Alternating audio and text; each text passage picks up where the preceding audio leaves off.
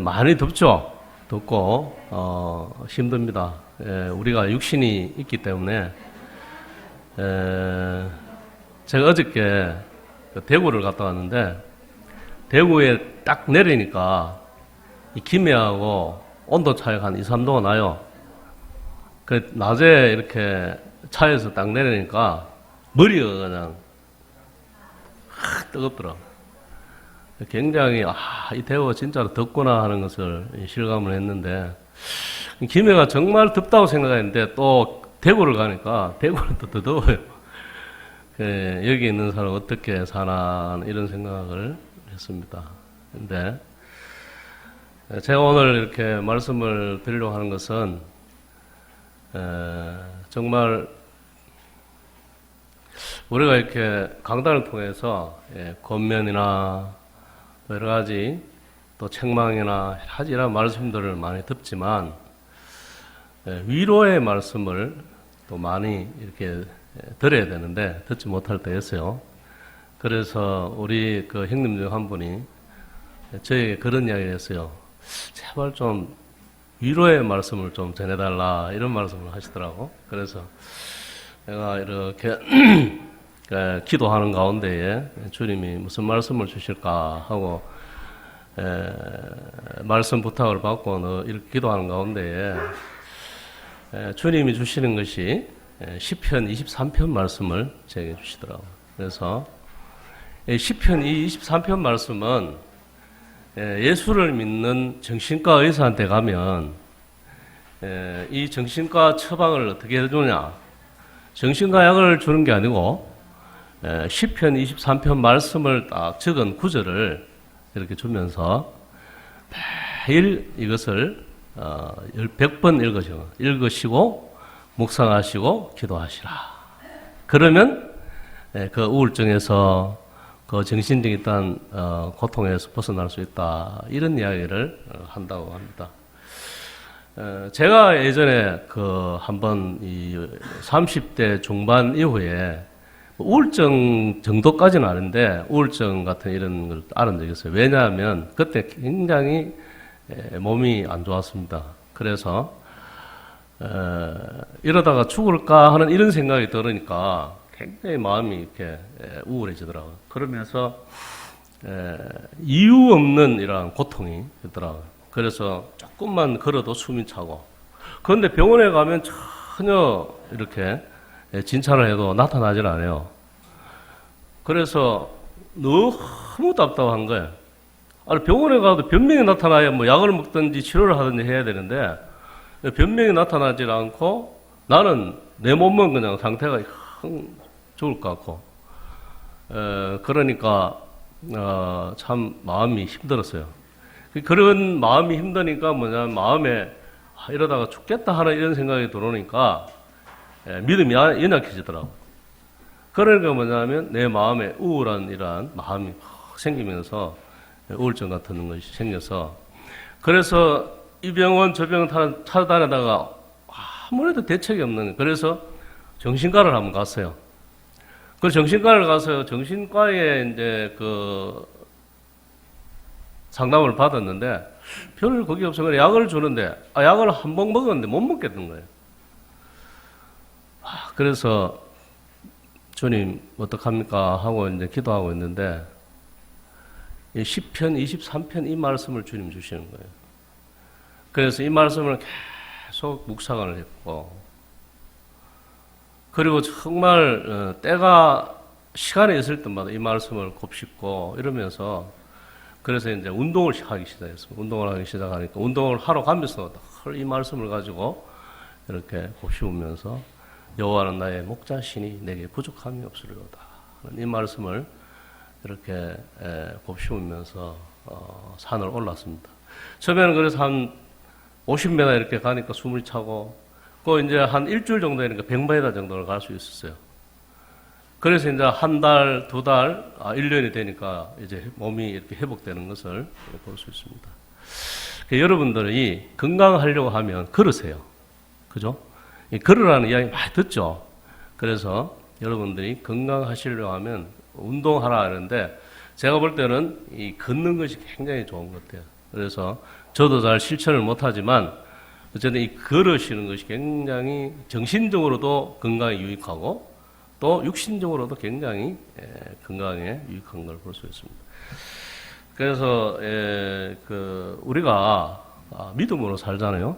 그런데 얼마만큼 주님을 믿느냐가 참 중요한 거예요. 그래서 여호와는 나의 목자신데 그 목자 대신 주님을 우리가 얼마나 신뢰하고 믿느냐. 믿음의 크기만큼 주님은 역사하신다는 겁니다. 우리가 주님을 믿는데 좁쌀만큼 믿을 수 있어. 그리고 믿음이 적은 자들아 주님 이야기 하시잖아요. 그래서 우리는 주님을 믿을 때 좁쌀만큼 믿을 수 있고 아주 정말 이렇게 빵처럼 크게 또 하늘만큼 땅만큼 이렇게 믿을 수가 있습니다. 우리의 믿음을 따라 주님 역사하시는 거예요. 주님 뭐라고 하셨습니까? 내 믿음대로 될지어다. 그랬죠. 그래서 우리가 정말 이 믿음을 사용하는 것. 우리는 어떻게 보면 우리 자신을 한번 돌아보면 정말 믿음이 없는 것을 우리가 볼 수가 있다는 거예요. 어떨 때는 내가 깜짝깜짝 놀라 내가 이렇게 믿음이 없나 할 정도로 믿음이 없어요. 물 위로 걸어갔다고 주님 말씀하시는데 물 위로 걸어간 거 주님이 물 위로 걸어가시는 거 믿으십니까? 그래서 정말 우리가 얼마만큼 주님을 신뢰하고 믿느냐. 시편 23편 이 말씀을 얼마만큼 내 마음에 깊이 묵상하고 그 목자 되신 주님을 우리가 신뢰하느냐. 제가 오늘 설교를 길게 이렇게 할 필요가 없습니다. 시편 23편을 한번 읽고 그냥 내려가도 참 충분히 우리 성도님들 은혜가 되는 거예요. 그렇잖아요. 한번 우리 읽어볼까요? 시편 23편 한번 살펴봅니다.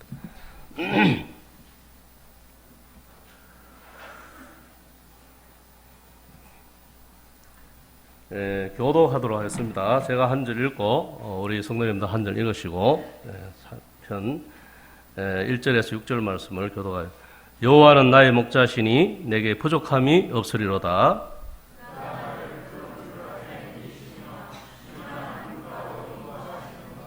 내 영혼을 소생시키시고 자기 이름을 위하여 의의 길로 인도하시는도다.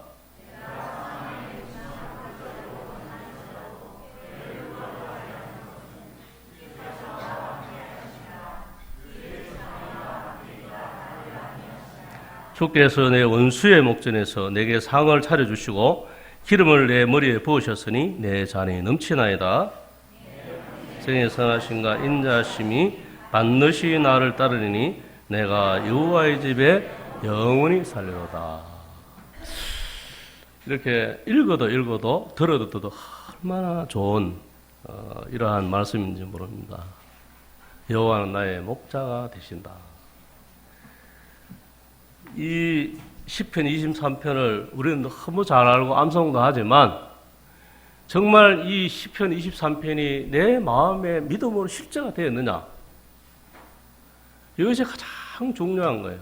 이번은 백날 첫날 외우고 해도 이 말씀이 정말 내 마음에 실제가 되어 있느냐는 거죠.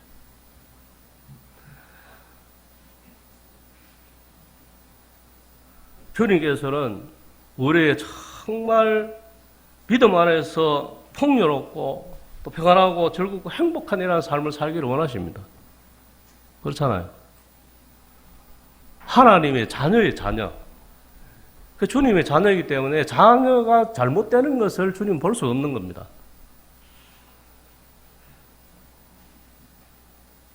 생명의 주인 되시는 우리 주님께서는 참 목자가 되시기 때문에 참 목자가 되셔요. 그렇기 때문에 우리에게 부족함이 없도록 풍요하게 채우시는 주님이라고 지금 말씀하고 있습니다. 여러분 이러한 풍요를 지금 경험하고 계십니까? 여러분들은 주 안에서 정말 행복하십니까? 주 안에서 정말 행복을 누리셔야 돼요. 항상 기뻐하라, 쉬지 말고 기도하라, 범사에 문에서 감사하라 그러잖아요. 항상 기뻐할 수 있는 이 조건이 뭐예요? 우리가 날마다 너무 좋은 환경이 있기 때문에 항상 기뻐한다. 그거는 누구나 다 할 수 있는 거예요. 그렇잖아요. 돈이 많고 건강하고 너무 조건이 좋아서 항상 기뻐할 수 있는 것은 누구나 다 할 수 있는 겁니다. 그러나 그리스도 안에서 참된 평안을 누리고 그리스도 안에서 이 항상 기뻐할 수 있는 이러한 이유, 이러한 것은 무엇이냐는 거죠. 그것은 우리가 그러한 환경을 넘어서 정말 예수 안에서의 평안을 누릴 때에 항상 기뻐할 수 있다는 거예요. 우리가 주님을 모르면 기뻐할 수가 없어요. 주님은 어떤 분이십니까? 전지하시고 전능하시고 우리가 말로만 그러한 분이 아니라 우리가 아버지로 모시고 있는 우리 주님께서 그런 분이라는 거죠. 너무 크시기 때문에 여기에 이렇게 부처처럼 이렇게 형상을 만들어 놓고 그 안에 계실 분이 아니시기 때문에 우리는 형상을 만들어 놓지 않습니다. 그러니까 눈에 안 보이기 때문에 하나님이 없다라고 사람들은 이야기하죠. 우주 만물을 쳐다보면 하나님이 없다고 말할 수가 없는 거예요. 사람의 인체를 얼마나 이렇게 정확하고 정교하게 만들어 놓았습니까? 그리고 이제 우주의 과학이 발달하면 발달할수록 하나님이 살아계심을 증명하고 있다는 거예요. 이 태양과 이 지구의 사이에서 몇십만 킬로를 떨어진 가운데에 자전과 공전을 통해서 정확하게 하루가 365일 공전을 하면서 한치의 오차도 없이 조금만 비틀리면 어떻게 됐습니까? 지구가 날아가 버리고 지구가 파괴되든지 문제가 생기는 것입니다. 그래서 지구상에 사람이 살 수 있는 조건이 몇만 가지 줄 압니까? 20만 가지의 조건이 충족돼야 사람이 산답니다. 여러분.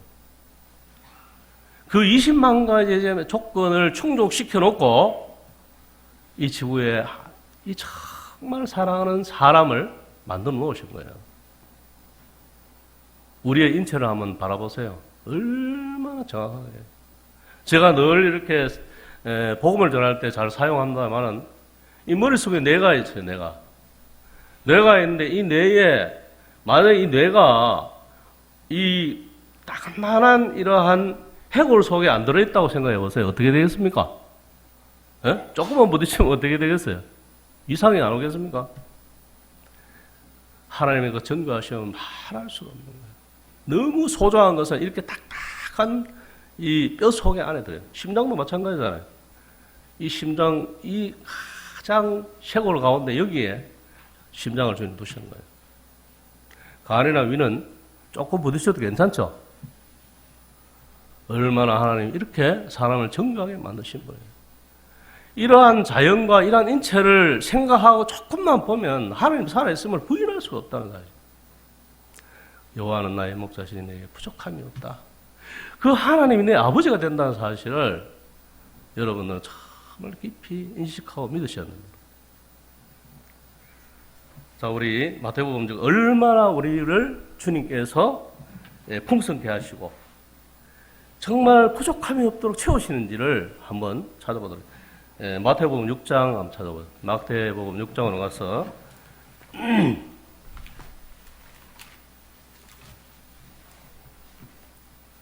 마태복음 6장 보면 25절에서 33절 우리 교독하도록 하겠습니다.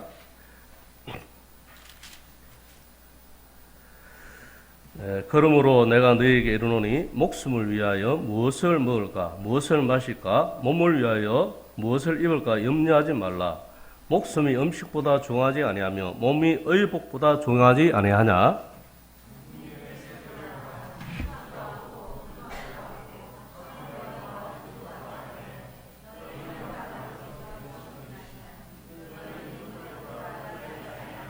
너희 중에 누가 염려함으로 그 키를 한 자라도 더할 수 있겠느냐?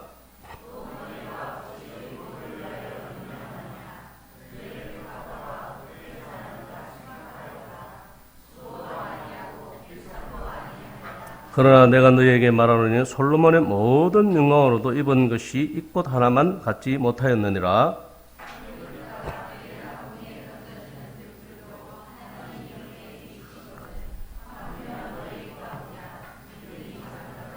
그러므로 염려의 이르기를 무엇을 먹을까, 무엇을 마실까, 무엇을 입을까 하지 말라.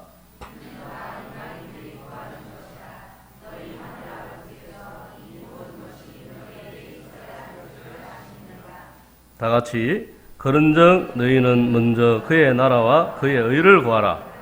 그리하면 이 모든 것을 너희에게 더하시리라. 자, 이 말씀을 보면서 이 부족함을 채우신 주님, 우리는 뭐냐면 쓸데없는 염려들을 너무 많아요. 이게 염려 중에 90%가 쓸데없는 염려라죠. 그죠? 그래 정말 주님을 믿는 그 믿음으로 산다면 우리가 염려하지 말아야 된다는 거죠. 그 전능하신 하나님을 신뢰한다면 우리가 염려를 내려놓아야 된다는 거죠. 그런데 우리는 정말 쓸데없는 염려를 너무 많이 한다는 거예요. 여기에 보면 너희가 목숨을 위해 무엇을 먹을까, 무엇을 마실까, 몸을 위해 무엇을 입을까 염려하지 말라고 주님 말씀하고 있어요.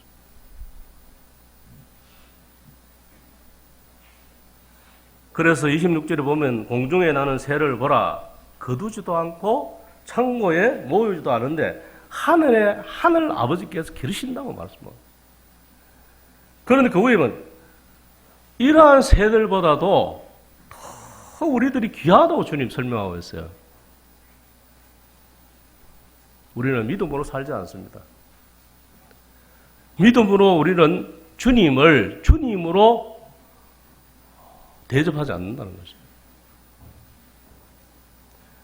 그렇기 때문에 참 목자 되시는 우리 주님, 내게 부족함이 없도록 주님 채워주신다는 거예요. 그러한 믿음을 가지고 믿음을 사용하면 우리는 세상에 염려할 것이 한 개도 없다는 겁니다. 여호와는 나의 목자시니 내게 부족함이 없다고 이 다윗은 지금 고백하는 것을 볼 수 있습니다.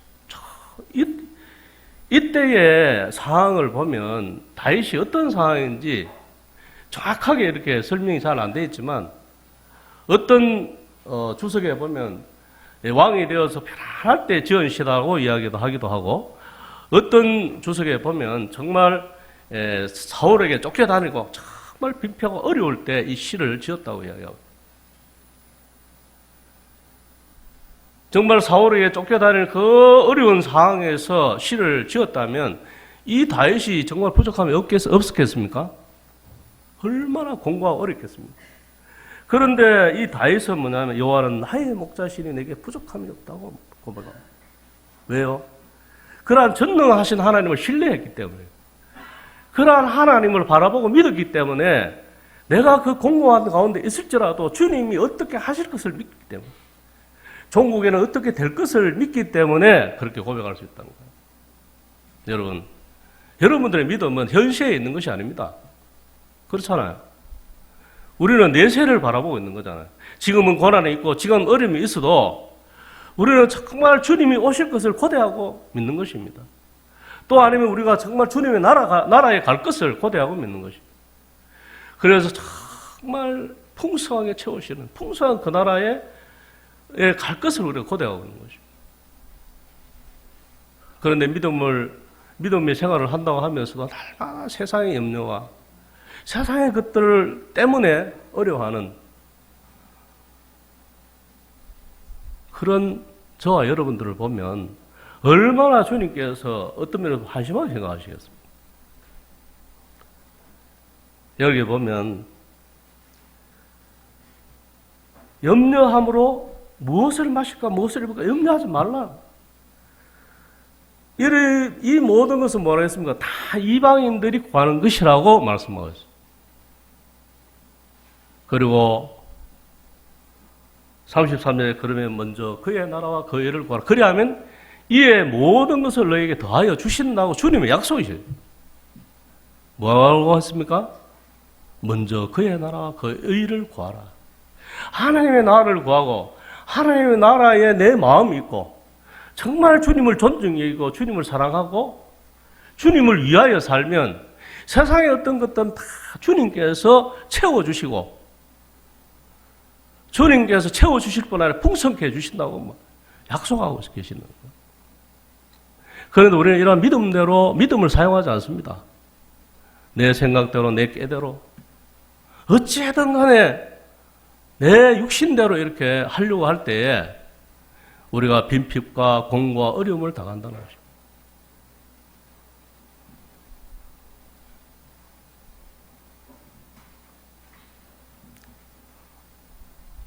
말씀을 듣는 자가 믿음으로 화합지 아니하면 결코 구원을 받지 못하죠. 믿음으로 화합을 해요. 우리가 정말 주님이 말씀하시면 그 말씀을 믿음으로 우리가 받아들여야 되는데 우리가 그 믿음으로 받아들이지 않는다는 거죠. 그래서 부족함이 없도록 채우신 그 풍성함을 우리가 누리지 못한다는 거죠. 공중의 새를 보라. 거두지도 않고 곳간에 모이지도 않지만 내가 그들을 기르고 그들을 책임지고 풍성케 하시는 그 하나님. 그런데 너희일까 보냐. 그 새들보다 더 귀중한 너희들을 내가 어떻게 하겠느냐는 거죠.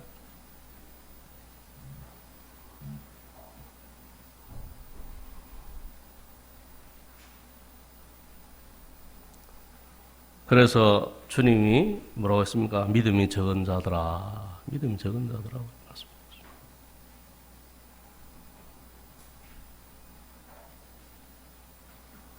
우리가 믿음을 사용하지 아니하면 이렇게 풍성케 하시는 주님을 경험할 수가 없다는 사실을 아셔야 돼요. 얼마나 크고 광대하시고 놀라우신 주님이시잖아요. 우리가 왜 이 자리에 지금 와서 이렇게 예배를 드리고 있습니까? 너무 위대하시고 전능하시고 정말 자비로우신 하나님이 우리 아버지이기 때문에 그 하나님을 예배하기 위해서 우리 오신 앉아 있는 거예요. 그리고 그 하나님의 말씀을 들으면서 그 말씀을 들을 때 우리가 믿음으로 화합할 때에 우리가 정말 믿음을 사용해서 믿음이 적은 자들아 아니라 믿음이 큰 자들아라고 우리가 주님 앞에 그 말씀을 들을 때에 주님께서 얼마나 기뻐하시겠습니까? 그래서 너희는 먼저 그 나라 그 의를 구하라. 그래 이 모든 것을 더하여 주신다는 이 약속의 말씀을 한 말씀이라도 붙들고 믿음을 사용하고 정말 믿음의 길을 걸으면 우리는 염려할 것이 없어요.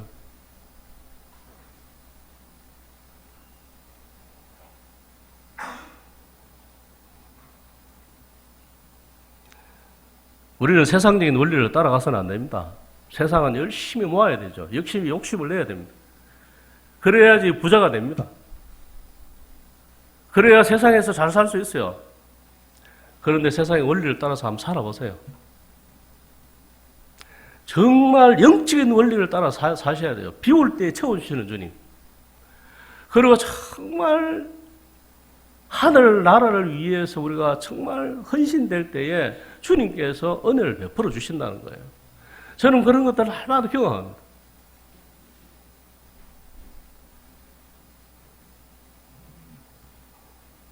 내가 욕심부리고 내가 이렇게 하면 어김없이 주님이 어려움을 주시는 걸 볼 수 있어요. 그래서 영적인 원리를 잘 아셔야 돼요.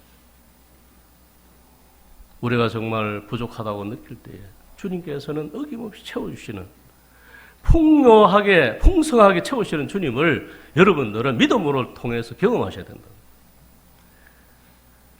그래서 수많은 선진들이 이 믿음을 통해서 승리하여 살아갔잖아요. 아무것도 없는 정말 핍핍한 이러한 생활 가운데에서도 하루하루의 삶이 어려운 이러한 상황에서도 정말 주님을 의뢰하게 될 때에 주님이 기적적으로 입히시고 먹이시는 이러한 것들을 고백하고 간증하는 이러한 것들을 보면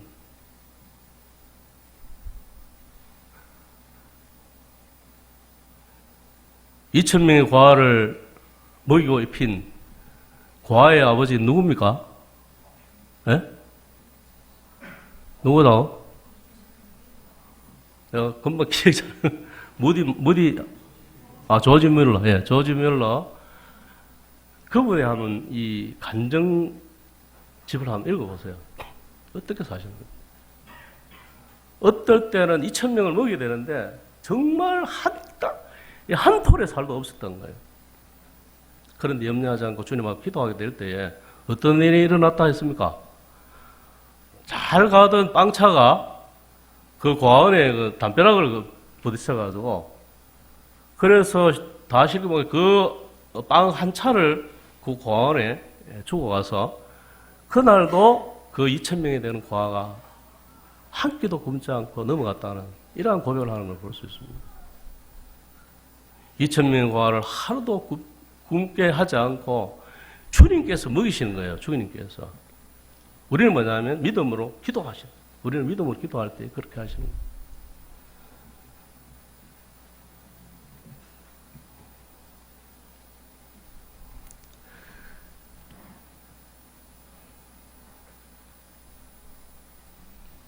그래서 양떼들이 우리가 힘들고 어려울 때 주님께서 풍성케 하십니다. 2절 이하에 보면 뭐라고 합니까? 그가 나를 푸른 풀밭 누이시며 쉴만한 물가로 인도하신다고 고백하고 그가 푸른 풀밭에 누이시며 쉴만한 물가로 인도해 주신다. 주님께서는 정말 이 양떼들을 영적으로 배고프거나 굶주거나 힘들지 않도록 정말 충분히 먹이시고 입히신다고 주님 말씀하셨습니다. 그리고 우리를 쉴만한 물가로 인도해 주신다고 말씀하고 이사야서 53장 1절 이하에 보면 오라 너희가 모든 목마른 자들아 물로 나오라 돈 없는 자도 오라 너희는 와서 사 먹되 돈 없이 값 없이 와서 포도주와 젖을 사라. 이처럼 우리 목자 되신 주님께서는 양떼들에게 세상에서 어디에서 채울 수 없는 이러한 목마름을 채워주신다는 거예요. 이러한 갈증을 주님께서 채워주신다고 지금 말씀하고 계십니다.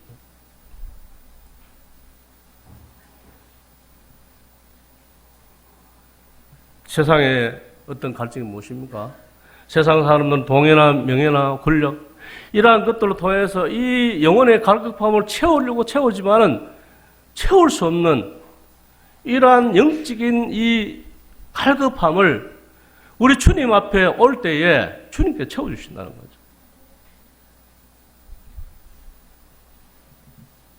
그래서 주님께 나오면 목마른 자들아 나오면 뭐라 했습니까? 돈 없고 값이 없이 내가 모든 것을 채워주겠다고 주님 말씀하고 있습니다.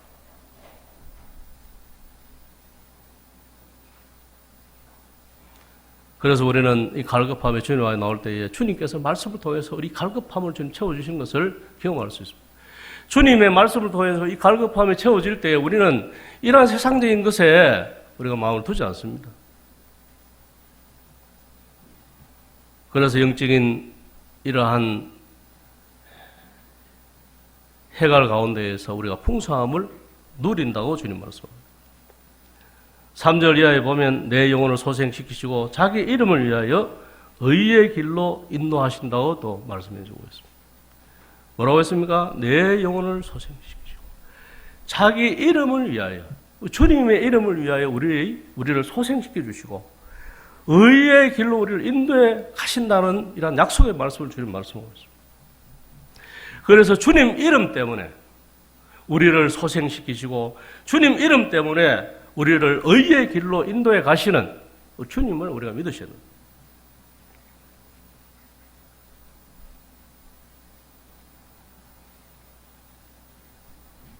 우리가 얼마나 이 세상에 살면 빈핍하고 어렵고 힘든 이러한 과정이 있을 수 있습니다. 그죠? 그래서 이 사단이 날마다 이 성도들을 공격합니다. 날마다 성도들이 믿음으로 살지 못하도록 환난과 어려움과 공고를 줄 수가 있습니다. 그래서 정말 우리의 심령이 정말 마음이 녹아지고 어려울 때가 있어요. 그럴 때에 주님께서는 주님의 그 이름을 위하여 자기 이름을 위하여 우리를 의의 길로 인도해 가시는 그리고 내 영혼을 소생시켜 주시는 주님을 우리가 날마다 경험해야 된다는 거예요. 열왕기상 19장 1절에서 8절에 보면 엘리야를 주님께서 채워주시고 소생시키시는 이러한 말씀을 우리가 볼 수가 있습니다. 이세벨의 그 한마디를 통해서 이 갈멜산 전투에서 대승리를 거둔 이 엘리야, 엄청난 하나님의 능력을 경험했지 않습니까? 그래서 하늘에서 불을 내려서 물 젖은 황소를 다 태우시는 주님의 그 기적을 경험했던 그 엘리야. 그러한 엘리야가 이세벨의 그 한마디를 듣고 그 여자의 한마디 때문에 뭐냐면 모든 것이 무너지는, 그 마음이 무너져 내리는 것을 볼 수 있습니다. 그럴 때에 로뎀나무 아래에서 이 엘리야의 고백이 뭡니까?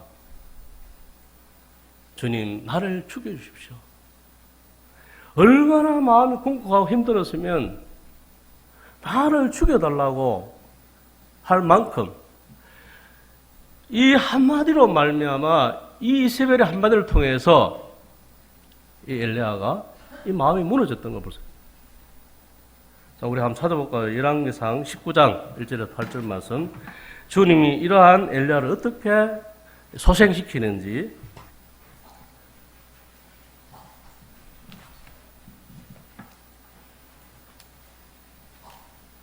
열왕기상 19장 1절에서 8절 말씀.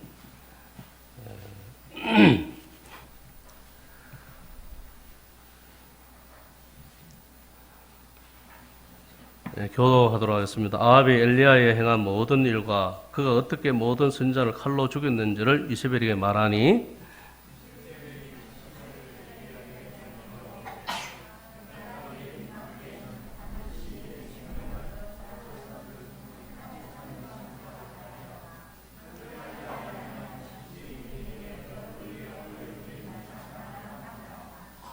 그가 이 형편을 보고 일어나 자기 생명을 위해 도망하여 유다에 속한 보알세바에 이르러 자기의 사원을 그것에 머물게 하고,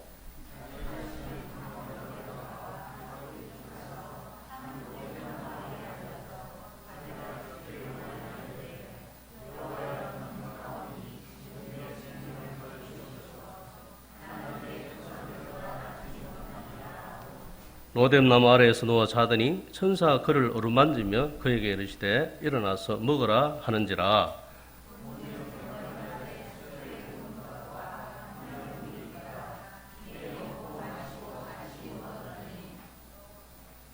여호와의 천사가 또 다시 와서 어루만지며 이르되 일어나 먹으라. 내가 갈 길을 다 가지 못할까 하노라 하는지라.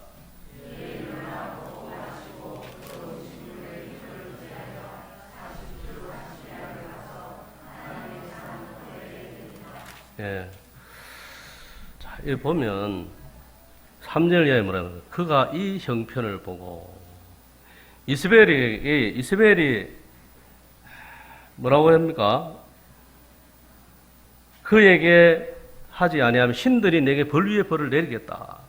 그래서 이스벨이 사실을 엘리야에게 보내 이르되 내가 내일 이맘때에 반드시 내 생명을 저 사람들 중에 한 사람처럼 죽이겠다 이 말이죠. 그렇게 하니까 뭐냐면 정말 그렇게 하더라도, 그러한 말을 듣더라도, 그러한 위협과 어려움이 있더라도 그 전능하신 하나님을 경험했다면 그 하나님을 의지하면 되는데, 여기 3절에 하면 그가 이 형편을 보고 이렇게 그 말을 그냥 100% 마음에 그냥 받아든 거예요. 이 형편으로 일어나 자기의 생명을 도망했다고 해요. 도망했다고. 이만큼 사람이 연약하다는 거예요. 그렇잖아요.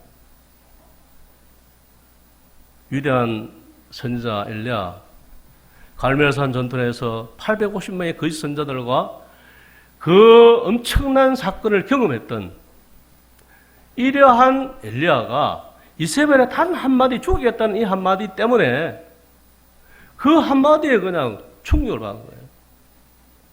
그 한마디를 듣고 하나님 보고 하나님이 보고 아무것도 안 보인 거예요.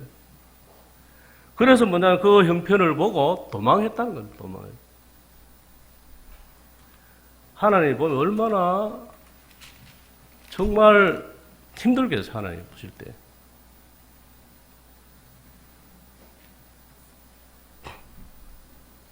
그래서 뭐냐면 말하는 게 뭡니까? 자기 자신들의 광야로 들어가 하루쯤 가서 한 노랫마을에 앉아서 자기를 뭐래 죽기를 원하여 이르되 여호와여 넉넉하오니 지금 내 생명을 거두시옵소서. 나는 내 조상들보다 낫지 못하나. 이런 이야기를 좀 하고 있는 것을 볼 수 있습니다. 정말 사람 같으면 어떡하겠습니까? 네? 정말 네가 정말 나를 믿지 못하느냐? 너무 실망스럽다. 내가 그렇게 너와 함께 했고, 내가 정말 기적을 베풀고, 정말 능력을 베풀어서 너와 함께 있다는 사실을 증명했는데, 내가 이세벨의 그 한마디를 통해서 이렇게 궁고에 몰려서, 이렇게 믿음이 없어서 죽기를 구하는 이러한 엘리야를 바라볼 때 얼마나 하나님께서 실망했겠어요. 그러나 하나님께서는 그러한 엘리야를 정말 물과 여기에 나와있죠. 천사를 해서 어루만지고 먹을 것 줌으로 말미암아 그를 소생시키는, 다시 이렇게 세우시는 주님을 경험합니다. 그래서 3절 이하의 내 영혼을 소생시키시며 자기의 이름을 위하여. 엘리야를 일으키신 이유가 뭐예요? 주님의 이름을 위해서 엘리야를 다시 물과 고기를 주어서 먹게 하심으로 말미암아 다시 소생시키는, 그래서 의의 길로 다시 인도해 가시는 주님을 우리가 볼 수가 있다는 것입니다. 우리가 연약할 때에도 실망하지 마시고 그러한 주님을 의뢰하시기 바랍니다.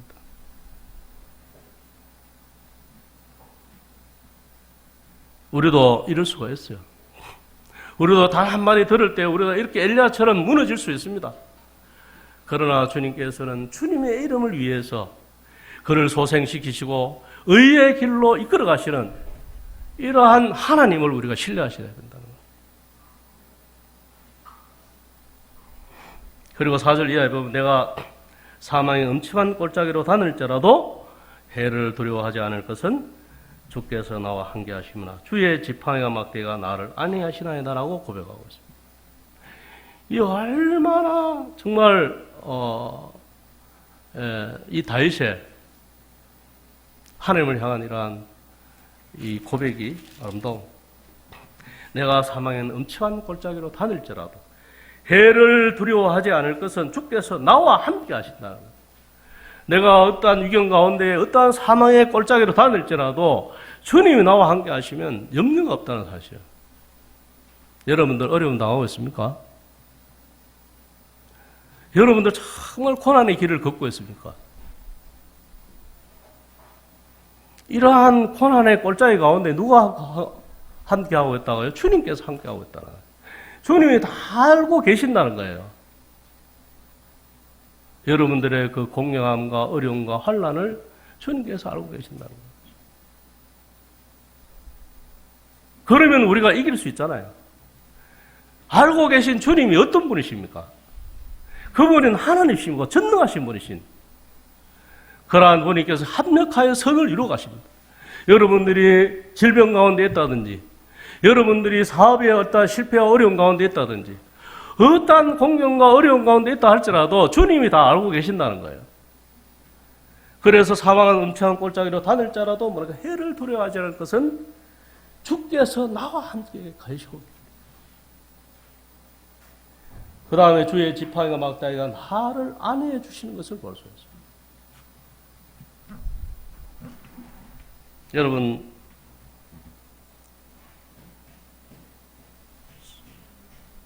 사업의 실패나 병이 온다든지 또 가정에 문제가 생겼다든지 여러 가지 가정마다 문제가 있을 수 있습니다.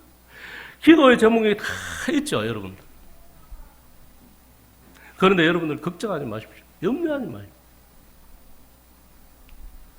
제가 마태복음 말씀이 뭐라 했습니까?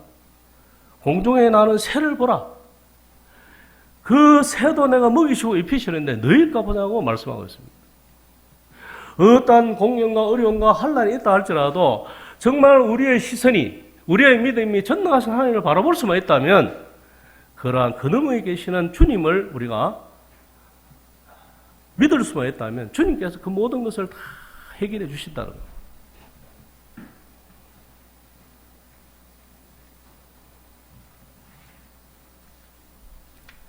여기에 이 고백하는 사울의, 이 다윗의 고백은 뭡니까? 다윗이 사울이 엄청나게 쫓아다니면서 수십 번 군사를 보내어서 이 다윗을 죽이려 하는 위기 가운데 있는 이러한 다윗, 이러한 처지를 여러분들 생각해 보셨어요? 생명의 위협을 받고 있는 거예요. 날마다 군사를 보내어서 날마다 이 다윗을 죽이려고 하는 사울 앞에 섰는 이러한 환경 가운데에 이러한 고백을 할 수 있다는 거예요.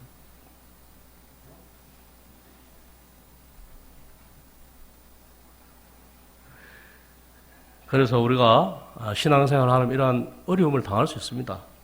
하나님께서 우리를 특별하게 훈련시킬 때 어려움 줄 수 있죠. 그리고 우리를 연단케 하기, 믿음의 연단을 시킬 때 우리가 어려움을 받을 수가 있습니다. 그래서 우리가 정말 사망의 엄참한 꼴짜기로 다닐 때가 있어요. 그뿐만 아니라 성도가 죄를 범하면 주님께서 어려움을 줄 수 있어요. 왜? 주님께서 그를 소생시키기 위해서. 그래서 사망의 엄청난 꼴짜기를 우리가 경험할 수가 있는 것입니다.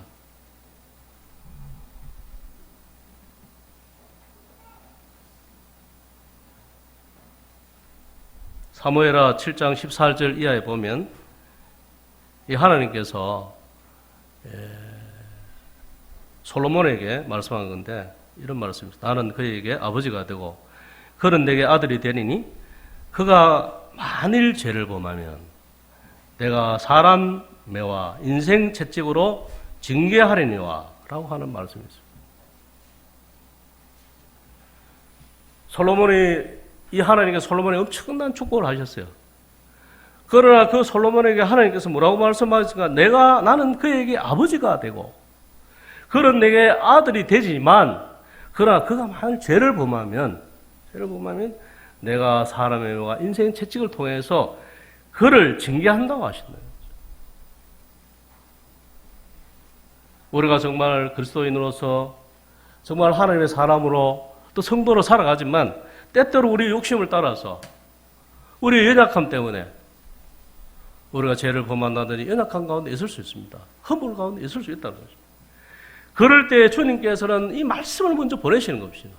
말씀을 통해서 교훈하시고 말씀을 통해서 그 죄를 버리라고 말씀하시고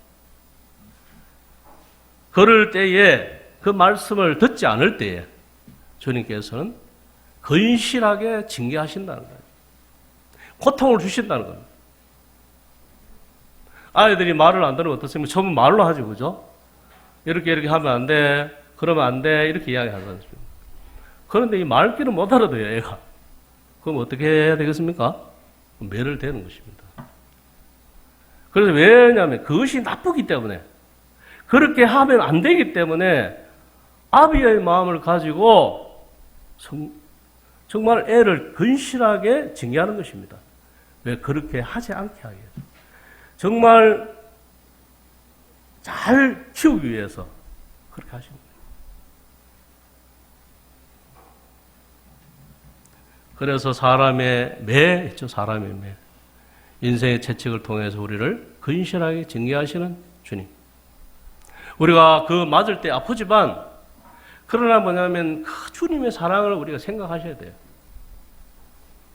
내가 죄를 범한다든지 내가 연약할 때에 그 인생 채찍을 통해서 주님 우리를 아프시게 하고 우리를 힘들게 하고 징계할지라도 징계가 없으면 사생자라고 주님 말씀하셨잖아요.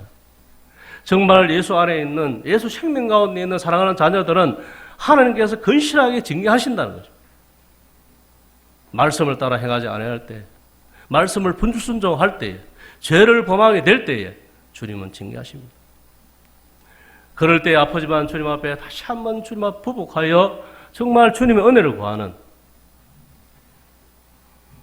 그래서 다시 한번 바른 길로 찾아가는 이러한 우리들이 되어야 되는 것입니다. 양의 특성을 좀 살펴보면 양의 기질은 온순하고 착한 면이 있죠. 그런데 뭐냐면 때로는 이렇게 덜 받은 이러한 기질도 있습니다. 그리고 양들은 무리를 지어 다니죠. 그런데 때로는 보면 이 양들이 이렇게 무리들 가운데에서 이렇게 떨어져 있는 이러한 양들도 있습니다. 그러면 이 양들이 이탈되었을 때에 목동은 어떻게 합니까?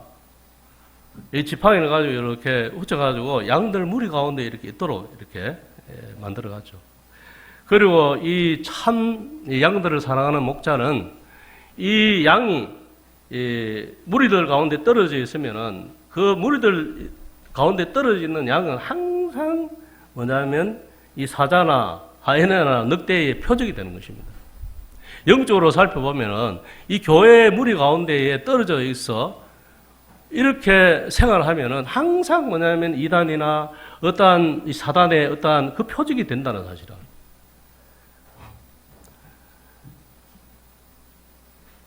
그럴 때에 양들을 지키기 위해서 뭐냐면 이 목동은 이 지팡이를 가지고 양무리를 이렇게 양무리 쪽으로 이렇게 몰고 가든지 아니면 만약에 이 지팡이의 어떠한 그게 뭡니까?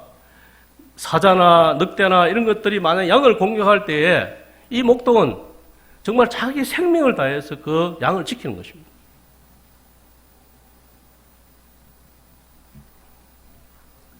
이처럼 우리 주님은 우리를 보호하시고 우리를 지키기 위해서 우리를 이 세상과 사단과 공중권세 잡은 이 악한 세력으로부터 우리를 이 공격을 지키기 위해서 우리를 주님의 그 지팡이로 우리를 지켜가시는 그 주님을 경험할 수 있습니다. 그래서 이 지팡이는 우리를 안에 가시고 보호하시는 그래서 너무 좋으신 주님이신 거예요. 우리가 주님을 믿음으로 바라보기만 한다면 믿음을 서기만 한다면 이러한 주님을 경험한다는 것 사실입니다. 그래서 말씀을 통해서 성령의 능력으로 이러한 악한 사단으로부터 우리를 보호하시고 지키신다는 거죠.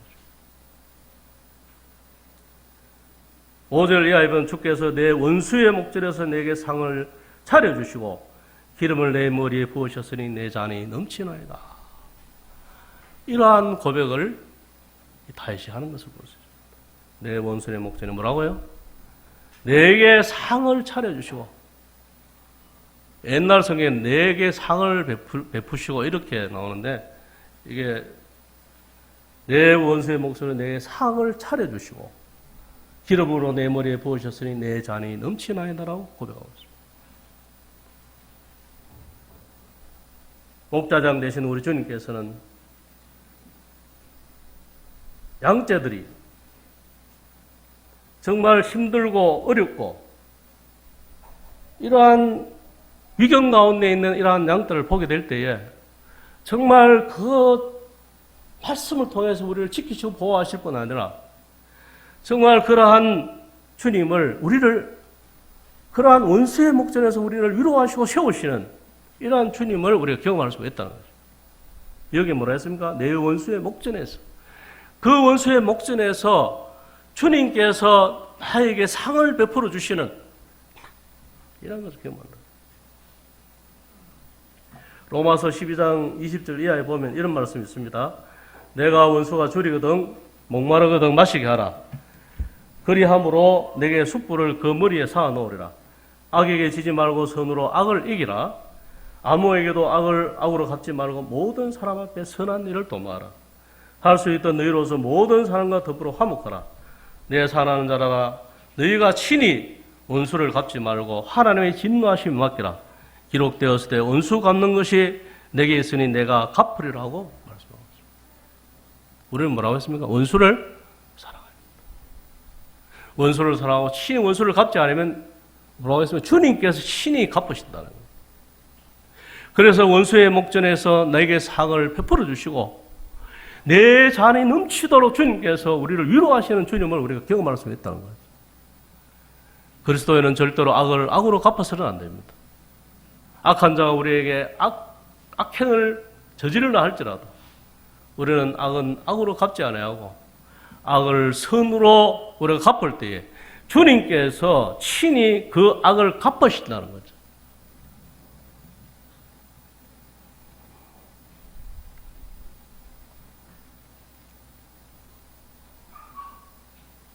그럴 때에 우리는 정말 내 잔이 넘치나이다라고 고백할 수가 있다는 사실. 여러분들 세상에 사는 악한 사람들 많죠? 우리를 위협하거나 어려움을 주는 사람이 많죠? 공고와 어려움을 당하게 하는 사람들이 많습니다. 그럴 때 우리가 인간적인 생각을 하면 그냥 세상적인 육신적으로 그냥 갚아주고 싶잖아요. 그런데 주님 말씀 보면 악으로 악을 갚지 말라고 주님 말씀하고 있습니다. 그 악함을 선으로 대했을 때에 그 머리에 숯불을 얹은 것 같이 너희는 그렇게 선하게 그들을 대주라는 거예요. 그럴 때에 주님의 종국에서 내 목전에서 분명히 그 악한 자를 징계하신다는 거예요. 그러한 모습을 보일 때 나에게 위로의 은혜를 베풀어 주신다는 거죠. 내가 정말 그 악한 자 때문에 많은 눈물을 흘렸을 때에 그 악한 자들이 정말 눈물로 인내하게 됐을 때에 악을 선으로 갚을 때에 언젠가는 주님께서 내 목전에서 상을 베풀어 주신다는 그러한 하나님의 말씀을 믿으시고 그래서 뭐냐면 우리가 정말 그리스도인으로서 어려움을 당하고 또 고통을 당하고 힘들어 하지만 우리가 악을 악으로 갚지 않는 이러한 믿음을 통해서 주님의 위로를 받고 그래서 종국에서 내 잔이 넘치나이다라고 고백할 수 있는 여러분들 되시기 바랍니다.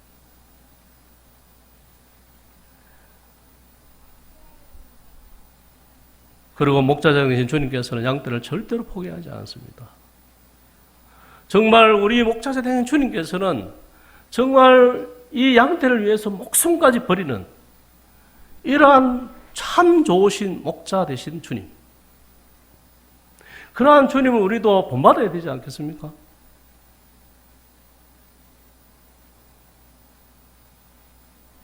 우리 성경 한 장 읽고 마치도록 하겠습니다. 요한복음 10장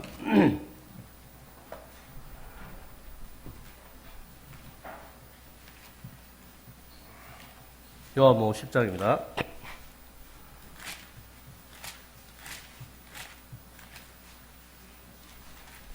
10장 7절에서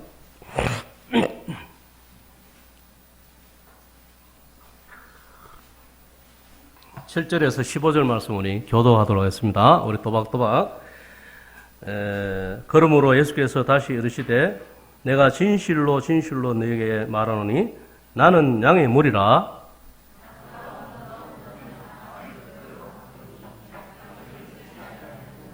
내가 문이니 누구든지 나로 말미암아 들어가면 구원을 받고 또는 들어가며 나오며 꼴을 얻으리라.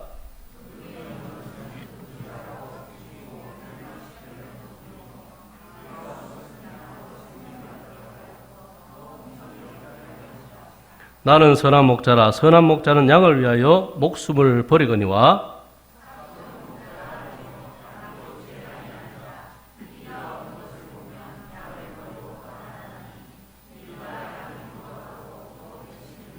달아나는 것은 그가 사꾼인 까닭에 양을 돌보지 아니함이냐.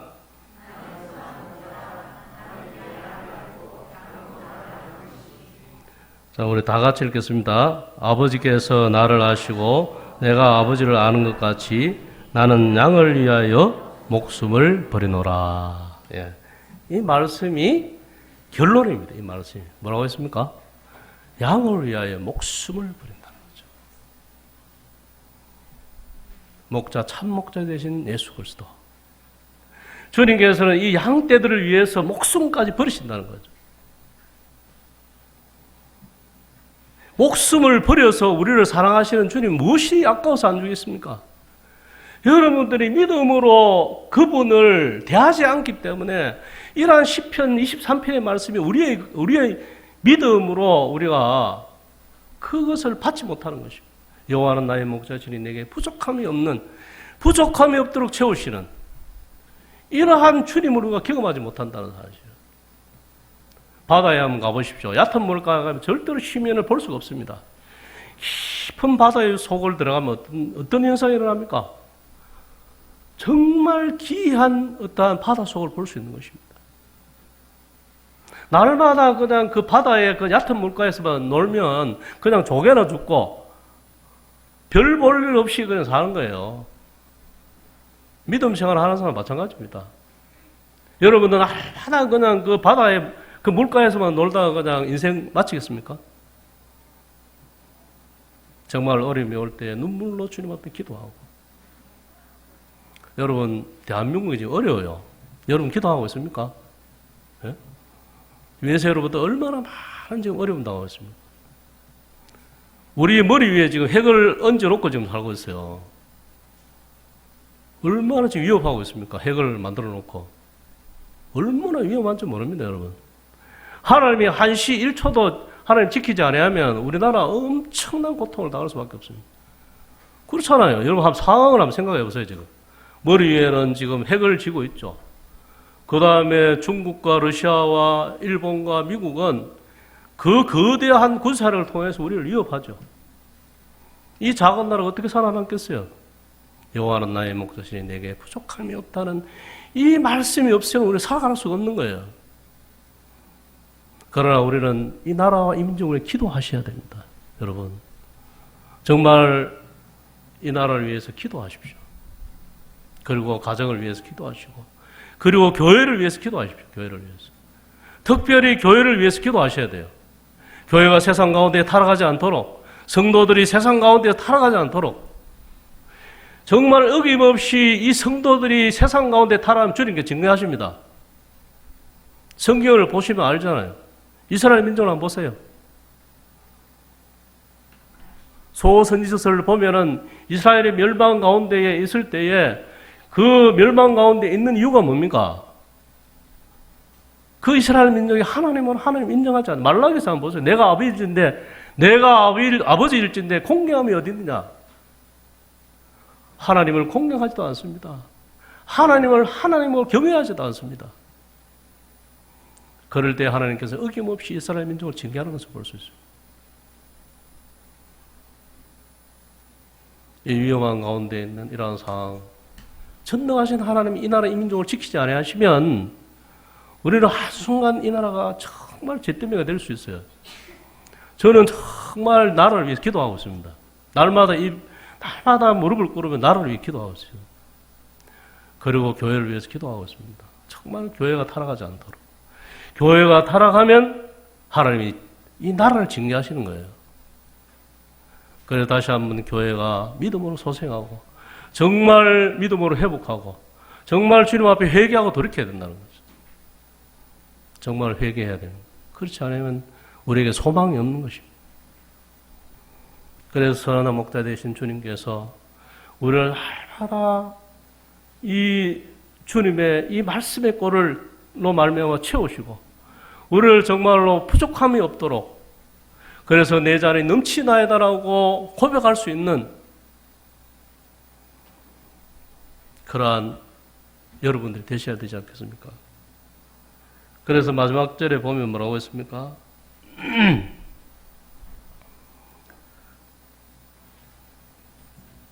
마지막 절에 보면 내 평생의 선하심과 인자하심이 반드시 나를 따르니 내가 여호와의 집에 영원히 거하리로다라고 고백하고 있습니다. 주님은요, 여러분들의 평생에 선하심과 인자하심으로 반드시 전능하신 하나님께서 여러분들을 보호하시고 안위하시고 계시겠다고 말씀하셨습니다. 세상 끝날까지 뭐라고 했습니까? 영원히 너희들과 함께 하리라고 했습니다. 보혜사 성령을 우리에게 보내주심으로 말미암아 보혜사 성령이 구원받은 이후에 우리의 마음에 임재하여 계시잖아요. 그 하나님으로 영원히 우리와 함께 계시겠다고 주님 말씀하고 있습니다. 그래서 위로하시고 징계하시고 우리를 주님의 말씀 가운데 바르게 세워가시는 그러므로 말미암아 정말 종국에 가서는 하나님의 사람으로 영광스럽게 세울 그날까지 주님은 우리와 함께 하신다고 지금 말씀하고 있습니다. 이러한 주님은 정말 좋으신 주님 아니십니까? 정말 이러한 주님을 우리가 날마다 믿음으로 고백하는 시편 23편을 날마다 좀 읽으세요. 날마다 읽으시면서 정말 그러한 좋으신 주님을 경험하시기 바랍니다. 그럴 때에 우리에게는 이러한 참 어려움이 세상과 다르게 얼마나 어려움이 많으나요? 내가 볼 때 여러분이 너무 용감합니다. 너무 용감하게 사셔요. 기도 잘 안 하시죠? 말씀 잘 안 보시죠? 예? 주님 어제 그렇게 살면 그렇게 살면서도 그렇게 이렇게 잘 사시는 거 보면 정말 용감하신 거예요. 우리는 하루도 주님 없이 살 수 없습니다. 정말 하루도 주님의 도움 없이는 살 수 없습니다. 여러분도 눈에 안 보이시잖아요, 지금. 그러니까 이렇게 사시는 거예요. 제가 아까 머리 위에 핵을 얹고 다니고 있어요, 지금 우리가. 참, 우리 강대국들이 이 나라를 지금 어떻게 하려고 하고 있어요. 이러한 위협 가운데 있음에도 불구하고 우리는 무감각하게 지금 살 수 있어요. 그런데 정말 영적으로 이제 깨어나셔야 됩니다. 정말 영성이 깨어나서 정말 이러한 우리를 보호하시고 계신 주님 앞에 감사를 하고 그러한 주님 앞에 우리가 정말 다시 한번 회개해서 우리의 믿음이 회복될 때에 주님은 시편 23편의 주님이 우리의 참된 목자가 되시는 거죠. 그럴 때 내 잔이 넘치나이다라고 우리는 고백할 수 있다는 것입니다. 여러분 그러한 고백을 항상 참 풍성히 들으시는 여러분 되시기 바랍니다. 기도하고 말씀 마치겠습니다. 나는 선한 목자가 선한 목자는 양을 위하여 목숨을 버린다고 주님 말씀하셨습니다. 아버지 하나님 참 목자 되신 주님을 아버지라 부르고 또 아버지라 모시고 살아가는 저희들 참 행복합니다. 아버지 하나님 시편 23편의 고백이 저희들의 고백이 되게 하시고 그러한 시편 23편의 이러한 말씀을 믿음으로 사용해서 참 그 23편의 그 말씀대로 아버지 하나님 우리들이 행복한 이러한 믿음 생활을 할 수 있도록 은혜를 베풀어 주시고 참으로 주님 안에서 내 잔이 넘치나이다라고 고백할 수 있는 이러한 저희들이 될 수 있도록 은혜를 베풀어 주시기를 간절히 원하올 때 이 모든 것 존귀하신 예수님 이름으로 감사하며 기도를 드립니다.